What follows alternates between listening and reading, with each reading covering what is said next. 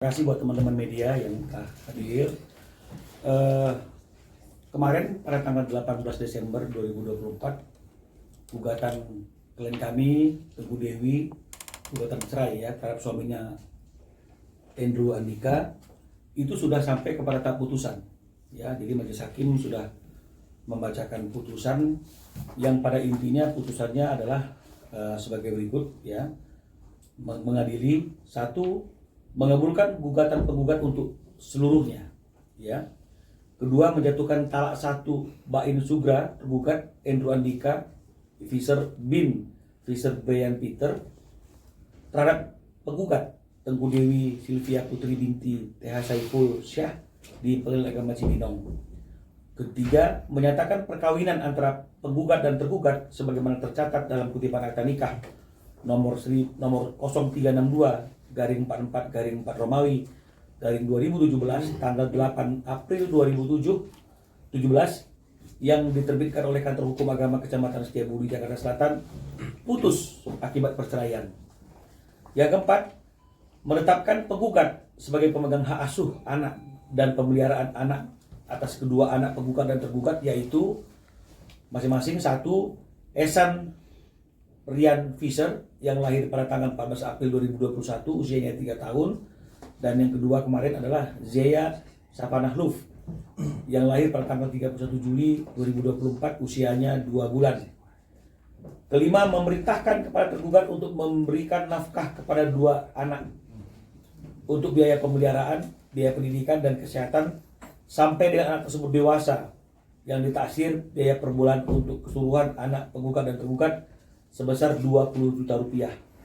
Memerintahkan tergugat untuk membayar biaya yang timbul atas perkara ini apabila inilah yang menjadi putusan kemarin, dan tambahannya dari hasil mediasi tersebut telah disepakati oleh kedua belah pihak bahwa setiap tahun ada kenaikan biaya pendidikan yang disepakati sebesar 15%.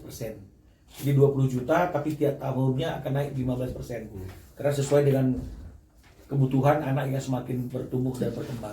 Jadi inilah keputusan yang sudah dibacakan oleh Pengadilan Agama Cibinong atas gugatan perceraian yang dilakukan oleh klien kami Teguh Dewi terhadap suaminya Andrew Andika. Jadi sudah dinyatakan putus oleh karena perceraian.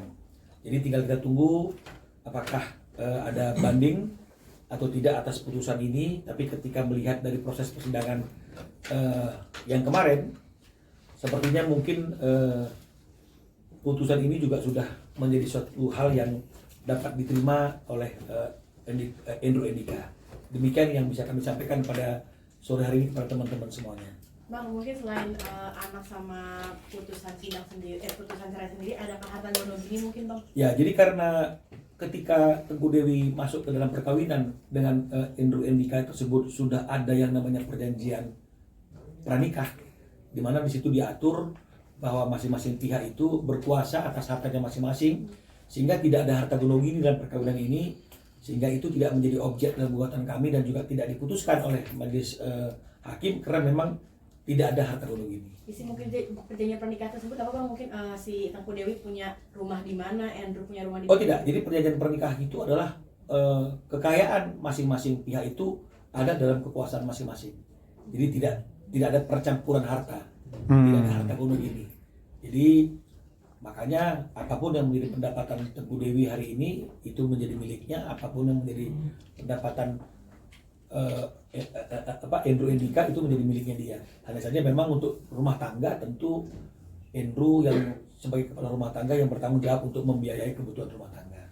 Itu yang membuat akhirnya tidak ada objek tentang harta gono gini dalam gugatan ini. Kalau rumah yang ditempati, Bang, yang ditempati bersama sewaktu nikah? Rumah yang ditempati bersama suatu nikah itu sepanjang informasi yang kami ketahui itu masih milik Teguh Dewi ya kalau nggak salah. Milik Teguh Dewi.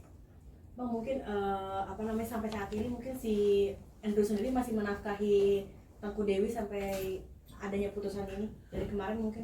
Ya, sampai hari ini belum ada keluhan apapun dari klien kami terkait dengan masalah biaya hidup, biaya nafkah untuk anak-anaknya ya. Bahkan ketika proses persalinan pun tidak ada keluhan ya. Artinya situasi apapun yang sekarang ini dijalani oleh Teguh Dewi, dia sudah ikhlas dan tidak ada catatan terkait dengan masalah tanggung jawab. Karena memang kan dari dulu Teguh Dewi bilang Andrew itu sebenarnya adalah, kalau dari segi tanggung jawab, ada orang yang bertanggung jawab. Ya, tapi kan ini kan bukan hanya masalah tanggung jawab, tapi ada masalah lain yang membuat mereka tidak bisa terus hidup bersama sebagai suami istri. Tapi ada konsekuensinya nggak sih Bang, mungkin kalau nanti di perjalanannya Andrew nggak membayar nafkah sesuai dengan perjanjian yang udah disepakati? Ya, jadi memang ini salah satu hal yang menjadi satu problem ya. Setiap putusan yang berkaitan dengan masalah biaya nafkah anak, ya, biaya pendidikan, biaya hidup anak yang sudah diputuskan oleh pengadilan, ini kembali lagi berpulang kepada itikat baik daripada orang yang diminta kewajiban untuk melakukan hal tersebut, ya. Karena kalaupun memang misalnya dia tidak melakukannya, ini akan menjadi satu proses yang sangat panjang juga untuk artinya itu meminta tanggung jawab, ya, dari orang tersebut. Tapi seharusnya ini kembali kepada hati nurani, apakah seorang ayah itu tega untuk tidak menafkahi darah dagingnya sendiri. Ya, jadi sebenarnya tanpa harus ada putusan pengadilan pun nggak ada yang namanya mantan anak. Jadi tetap harusnya sebagai seorang ayah atau orang tua itu tetap bertanggung jawab untuk menafkahi anaknya. Tapi kalau memang tidak dinafkahi, maka tentu yang bisa kita lakukan adalah melakukan yang namanya unmanning atau teguran melalui pengadilan agama agar orang tersebut menjalankan isi putusan. Nah, tapi kalaupun nggak dia jalankan, ini mengeksekusinya juga artinya kan akan sedikit ada kesulitan, karena ini kan juga bicara mengenai masalah kemampuan daripada si ayah itu, ada kan kemampuannya. Jadi kembali lagi pelaksanaannya itu tergantung kepada goodwill dari pihak-pihak yang ada. Bang, mungkin kan sekarang Teguh Dewi sendiri kan di Bali ya domisilinya. Nah, Ya. untuk ketemu dengan anak-anaknya, pembagian waktu dengan Andrew sendiri seperti apa Bang? Saya belum dapat informasi ya, apakah Teguh Dewi itu permanen di Bali ataukah ini hanya sekedar liburan, ya.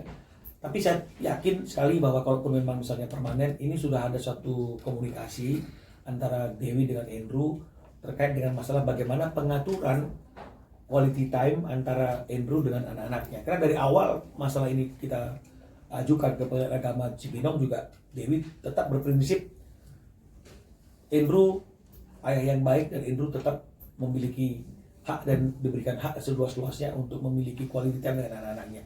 Apakah nanti Andrew-nya yang ke Bali atau mereka yang akan ke Jakarta, itu kan hanya masalah teknis bagaimana pengaturannya saja. Saya kira seperti itu. Langsung tinggal di Bali, kenapa sih Bang? Emang karena pengen healing aja atau seperti apa Bang?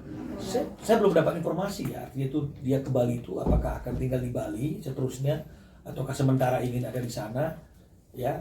Alasannya juga nggak disampaikan, tapi kalau saya secara keseluruhan mungkin ya Dewi mungkin perlu suatu suasana yang lain ya untuk apa namanya itu melewati masa-masa kesendiriannya setelah putusan mungkin ya, sehingga akhirnya mungkin ya dia butuh waktu, ruang, tempat yang menurut dia yang paling baik untuk memulihkan, karena kan kehilangan ini kan bukan sesuatu hal yang gampang ya, apalagi kalau kita bicara masalah perasaan, hanya Dewi yang tahu bagaimana perasaannya sama Andrew sekarang ini ya, masalah perasaan. Tapi kan ini kan bicara mengenai masalah hal-hal yang prinsip ya, yang membuat mereka harus berpisah. Tapi masalah perasaan kan itu masalah yang lain.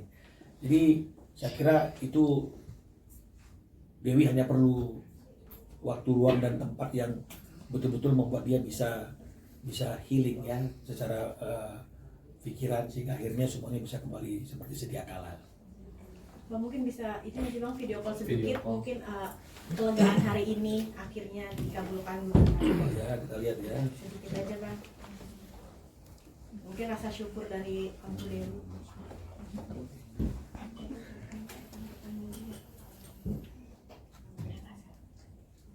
Mudah-mudahan diangkat. Amin.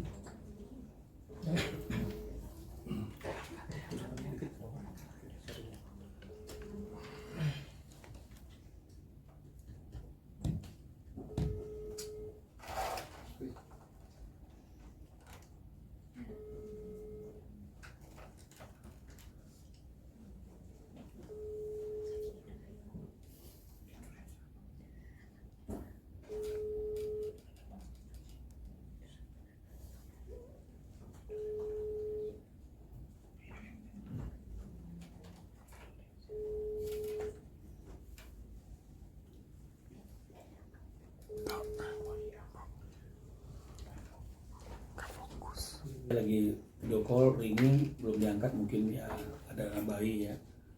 Kita coba sekali lagi, tapi saya sudah kirim pesan juga dan pesannya masuk. Mungkin lagi tidak leluasa untuk terima telepon. Halo Dewi, apa kabar? Ya, enggak, ini teman-teman mau menyapa Dewi sebentar aja. Sedikit Kak Dewi mungkin. Tengah bang, tengah bang. Hari ini Kenapa? Kepercayaannya dinaikin dikit boleh bang, izin bang. sedikit Kak Dewi. Diapain? Seperti apa Kak mungkin putusan? Tengah bang. Putusan seperti apa akhirnya dikabulkan Kak Dewi, kebahagiaannya dan rasa syukurnya? Alhamdulillah, aku juga mau nyampe terima kasih juga buat tim kuasa hukum aku, Bang Minola dan tim.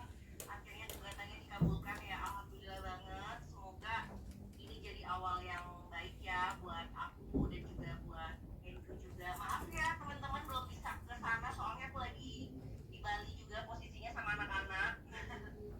Ini juga lagi nyetir. Makasih ya udah mengkawal kasus aku juga sampai akhirnya dapat putusan kayak gini. Alhamdulillah sekali sih. Terima kasih banyak ya. Terakhir Kak mungkin akan tinggal di Bali menetap? Belum tahu sih rencananya sampai Maret dulu. Cuma aku belum tahu nih ke depannya gimana kalau misalnya memang anak-anak lebih happy di sini. Terus ini kan lagi musim liburan juga ya sekolah ya. Jadi aku belum bisa urus-urus tentang sekolah juga dan lain-lain. Jadi aku belum tahu sih plannya gimana. Masih mikirnya masih liburan dulu lah. Harta gono gini Kak mungkin terakhir, benar-benar terakhir nafkah Kak. Itu udah disetujuin juga ya soal harta gono gini. Cuma balik lagi aku sih nggak mau terlalu berharap banyak ya karena ya kita lihat aja lah nanti kalau misalnya dia mau ngasih ya alhamdulillah. Tapi kalau misalnya memang dia belum punya kemampuan ya aku berjuang sendiri aja. Tapi sampai sejauh ini masih menafkahi nggak sih Kak? Rezeki anak ada aja lah. Kenapa Mbak? Sampai saat ini masih menafkahi nggak sih? Belum. Berapa lama Kak nggak dinafkahin? 7 bulan mungkin, setahun? Terakhir kan emang kondisinya karena dia lagi masuk rehabilitasi ya dan masih tertati-tati untuk mendapatkan pekerjaan lagi. Terakhir itu kalau nggak salah masih adalah transfer waktu aku hamil pas mau melahirkan dan itu pun juga ya alhamdulillah tapi disyukuri aja lah tapi dia ada lah. Cuma obrolan terakhir sih katanya dia mau berusaha untuk menyanggupi sih. Ya kita lihat aja. Siap. Oke Kak. Terima kasih Kak Dewi, selamat liburan. Bang Minola makasih Ya, banyak ya. terima kasih Dewi, selamat liburan ya. Ya maaf ya Bang Dewi nggak di sana. Nggak apa-apa, oke. Saya amin, terima kasih. Sore. Ya, sudah cukup ya. Jadi sudah video call juga teman Teguh Dewi, itulah. Bang, nafkah 20 juta itu kesepakatan bersama atau permintaan dari... Jadi nafkah 20 juta itu memang dari awal adalah permintaan dari Teguh Dewi yang masuk dalam gugatan, dalam materi gugatan. Pertimbangannya adalah memang dia juga tidak mau membebankan semua biaya pendidikan itu kepada Andrew karena dia berpikir anak-anak juga adalah tanggung jawabnya dia sebagai seorang ibu. Sehingga akhirnya dia berpikir satu anak 10 juta, berarti 2 anak 20 juta, itulah yang diminta support daripada si Andrew. Tentu kalaupun kurang ya selebihnya pasti akan Dewi yang akan menutupi kekurangan tersebut. Nah, hanya saja dalam mediasi ada suatu perkembangan yang disepakati oleh mereka berdua bahwa tergugat akan membiayai kedua orang tersebut setiap bulannya 20 juta rupiah di luar pendidikan dan kesehatan dan setiap tahunnya ada kenaikan 15%. Jadi artinya memang ini baru kesepakatan. Tapi kalau permintaan yang 20 jutanya itu dari awal memang adalah permintaan Dewi dalam gugatan kami. Bang, terakhir mungkin kan Mbak Dewi ini kan menggugat cerai kan alasannya karena ada orang ketiga ya Bang. Itu di persidangan tuh dibuktikan nggak sih Bang soal itu? Ya, jadi sebenarnya gugatan perceraian kita itu karena pertengkaran yang tidak dapat didamaikan.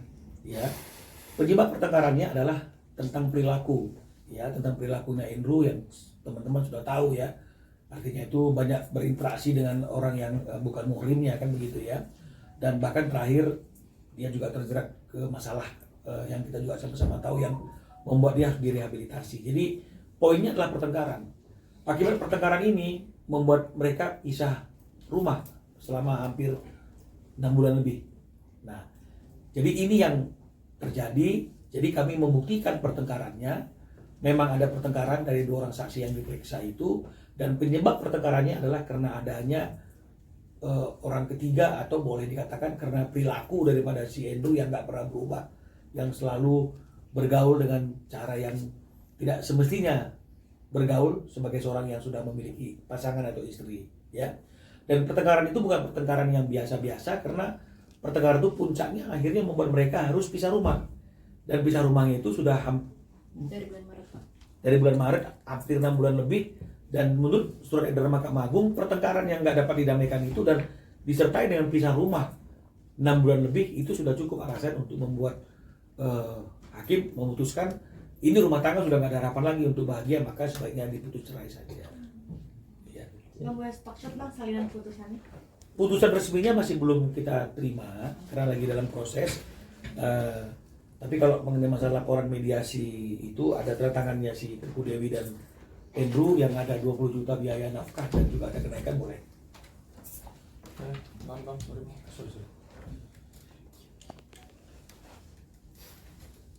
Amar putusan juga belum? Amar putusan belum. Jadi tadi yang kita bacakan adalah tulisan kita dari pembacaan pada waktu persidangan kemarin, karena masih baru kemarin kan. Jadi mungkin butuh waktu beberapa lama dulu baru putusannya selesai. Tahan bang, sorry bang.